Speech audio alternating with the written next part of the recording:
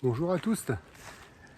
Aujourd'hui, je voudrais évoquer l'entorse de cheville. L'entorse de cheville, malheureusement, comme vous pouvez le voir là-dessus, sur ce genre de chemin à l'automne, sous les feuilles, il y a parfois des cailloux, des branches, et on fait une entorse de la cheville. Alors, il y a entorse et entorse.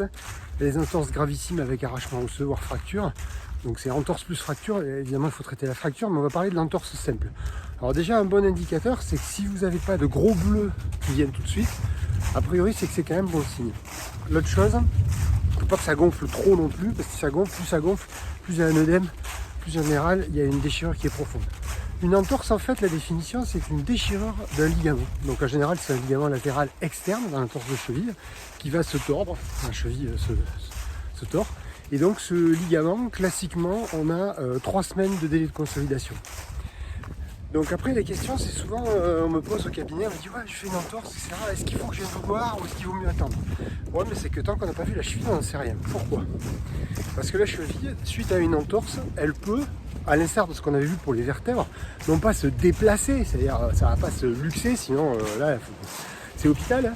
Mais par contre, elle peut ne pas revenir tout à fait au neutre dans son fonctionnement. Un peu comme le levier de votre voiture, de levier de vitesse, et qui ne reviendrait pas tout à fait au neutre.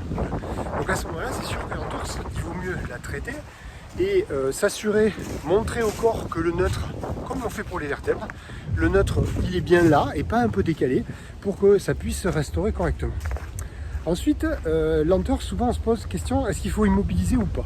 Ben, je dirais vous avez le choix. Soit vous immobilisez pas, c'est ce que je préconise, parce que si vous immobilisez pas, ça veut dire que vous allez entretenir les plans de glissement et donc retrouver une cheville qui a toutes les chances d'être toute neuve. Sauf que ça va prendre un petit peu de temps. Voilà. Donc ça vous comptez plutôt sur partir sur 2-3 mois pour vraiment oublier, voire 1 an pour oublier complètement l'entorse. Mais vous avez une cheville qui est toute neuve. Soit, comme on le faisait avant, on immobilise totalement la cheville, à plâtre ou à telle. Et si vous immobilisez totalement la cheville, ça veut dire que très rapidement vous avez plus mal. Donc c'est royal.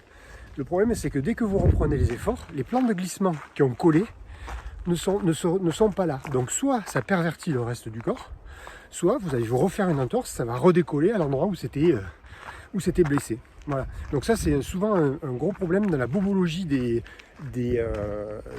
sportifs, c'est qu'en fait, ils ne comprennent pas, parce qu'ils disent « Ouais, je ne comprenais pas, je me suis arrêté pendant 1 mois, vraiment, j'étais rigoureux, strict.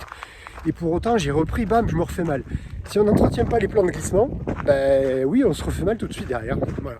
Donc une entorse, vous avez compris, soit vous l'immobilisez strictement, et à ce moment-là, vous avez très vite plus mal, mais vous vous exposez à la récidive, soit vous l'immobilisez pas.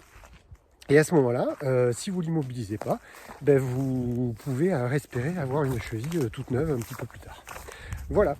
Ben écoutez, on y reviendra sur cette entorse de cheville. À mon avis, ça mérite d'être exploré. Mais je vous fais profiter du beau panorama. Allez, à bientôt.